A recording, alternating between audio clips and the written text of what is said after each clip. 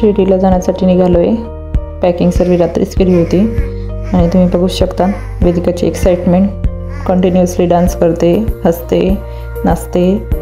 जेव्हा मी घरातून बाहेर पडलो तेव्हा पूर्ण अंधार होता आणि त्याचसोबत वेदिकाची बडबड चालूच होती। ते ऐकतच आम्ही ऑटोत बसलो। ऑटोत पण त्याचं चाललं होतं, मम्मा कधी पोचणार आहेत, कुठे जातोय, कसे जाणार आहेत। आणि स्टेशनला उतरल्यावर पण बर्ड्ससोबत तिची चांगलंच मस्ती चालली होती। त्यानंतर तिला थोडी शॉपिंग केली आणि मग ट्रेनकडे जाण्यासाठी वळलो। मम्मासोबत थोडी मस्ती केल्यानंतर वेदिकाचे अंकल आंटी आले, त्यांना आम्ही सर्वांनी हाय केलं। आंटीसोबत तिने मस्ती केली।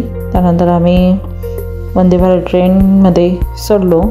ट्रेन खूप छान आहे, कम्फर्टेबल आहे आणि त्यात आम्ही फार एन्जॉय केलं आहे।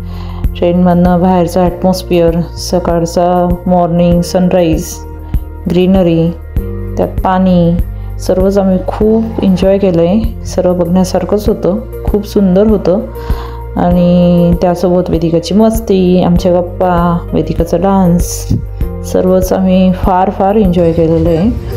तुम्ही बघू शकता वेदिका कशी नाचते, हसते आणि मस्ती करते। नंतर आम्हाला बोर होत होतं म्हणून आम्ही लुडो खेळायला चालू केलं। लुडो खेळला, नंतर मम्मासोबत वेदिकाने पोंगे शेअर केले। ते पोंगे खाऊन झाल्यानंतर तिने खूपच मस्ती केली। त्यानंतर आम्ही आता पोचलो आहे। पोचल्यावर वेदिकाचं चाललं आहे कधी पोचू चाललं आहे। शिर्डीला जाण्यासाठी इथं उतरलो। इथून आम्ही ऑटो करणार आहेत। ऑटोमध्ये जाऊन मग त्यानंतर ऑटोचा प्रवास एन्जॉय करत आम्ही मंदिराच्या आवारात पोचलो आहे। आता वेदिकाला लागली ती भूक म्हणून आधी फोटो मग भूक होता। मग आम्ही थोडा नाश्ता वगैरे करून रांगेत गेलो आहे आणि तिथं आम्ही दर्शन घेतले। दर्शन घेतल्यानंतर मग आम्ही आजूबाजूचा परिसर बघितला। त्यात हा साईबाबांचा स्टॅच्यू होता। साईबाबांची मूर्ती खरंच खूप सुंदर होती। त्यातलं पडणारं पाणी, ते साईबाबांचं रूम खूपच सुंदर होतं, तिथं बघण्यासारखं होतं।